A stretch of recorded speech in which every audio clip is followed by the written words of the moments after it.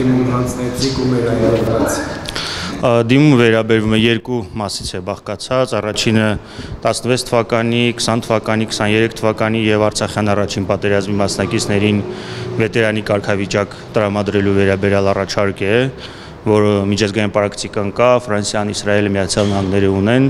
հստակ կոնկրետ առաջարկություն, բաց առաջարկության, որպեսզի իրենք արդեն ընտրեն, թե կոնկրետ ինչի վերաբերյալ են անելու, առողջապահական, սոցիալական, կրթական եւ այլ երաշխիքներ եւ արտոնություններ պետք է տրամադրվեն, որպեսզի այն մարդիկ, ովքեր որ ապագա պատերազմներին պետք է մասնակցություն ունենան, հասկանան, որ պետությունը իրենց հանդեպ յուրահատուկ վերաբերմունք է ցույց տալիս եւ եթե անգամ չեն վիրավորվել, սաղ սալամատ տուն են դարձել, միևնույն է, իրենք տարբերվող կարգավիճակ են ունենալու մնացածից։ Երկրորդը վերաբերվում է կոնկրետ վիրավոր ազատամարտիկի կարգավիճակին, այն մարդկանց, ովքեր որ կարգ չունեն, հաստատի այսպայն առաջի եւ երրորդ կարգերն են, որպեսզի իրենց էլ վիրավոր ազատամարտիկի կարգավիճակ տրամադրվի առանձին հասկացողություն որպես եթե որոշակի վերաբերմունք չլինի, կարծում եմ, որ այսինքն օրինակ այս պահին որևէ տարբերություն չկա մարդու, որ ռազմական գործողությունների ընդհանրապես չի մասնակցել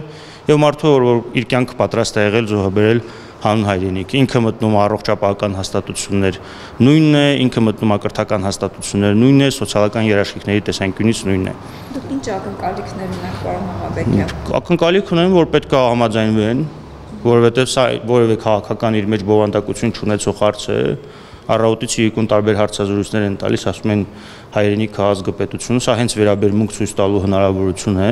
այնպես չի, որ մենք մեր մեջից հնարել ենք ինչ-որ նոր բան ենք ասում։ Վետերանի կարգավիճակ միջազգայինորեն կա ընդունված այդպիսի պրակտիկա։ Բայց հաշվի առնելով հենց 44-օրյա պատերազմից հետո մենք տեսնում ենք, որ վիրավոր ծառայողների ուշադրություն մեծացան չեն դարձել Արցախյան առաջին պատերազմի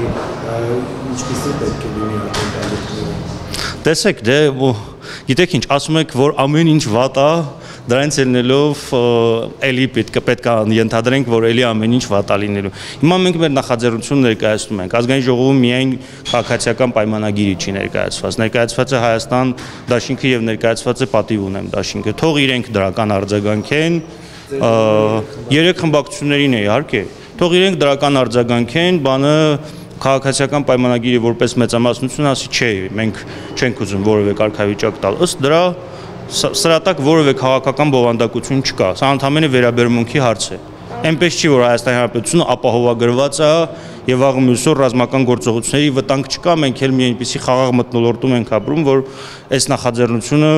անիմաստ նախաձեռնություն է։ Բացի դրանից այդ մարդիկ, ովքեր որ ռազմական գործողությունների միջով անցել են, բախտավոր են իհարկե, որ սաղ են մնացել եւ որևէ վիրավորում չունեն, բայց ինչ որ ձևով պետքա տարբերվեն, չէ՞, այն մարդկանցից, ովքեր որ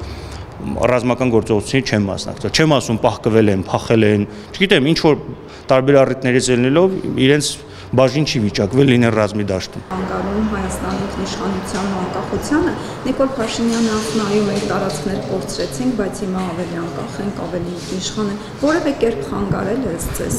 Դե դիտեք ինչ, ձեր հարցի մեջ պատասխանը կա էլի։ Հիմա մենք իսկապես ավելի անկախ եւ ինքնիշխան ենք։ Այս այնքան པարզ եւ հասարակ է այդ հարցի բովանդակությունը։ Եթե Հայաստանի Հանրապետության ցանկացած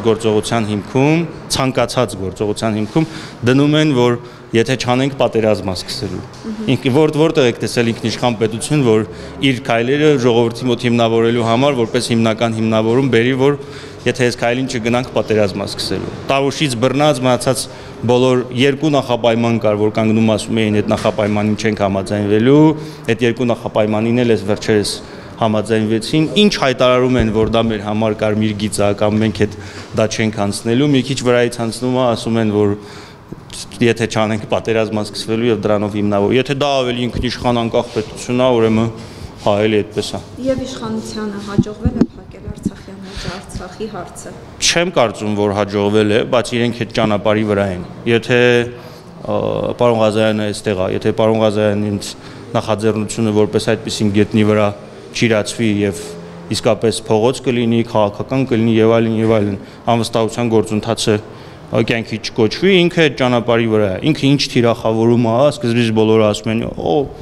ինչ ասում, ոնց կարող է ինքը դա տեղավորցնի, բայց մարդը տեղավորցնում է, էլի, փաստը ցույց է տալիս, որ ինքը դիմադրություն չկա, ամեն ինչ էլ կարաս տեղավորցնես։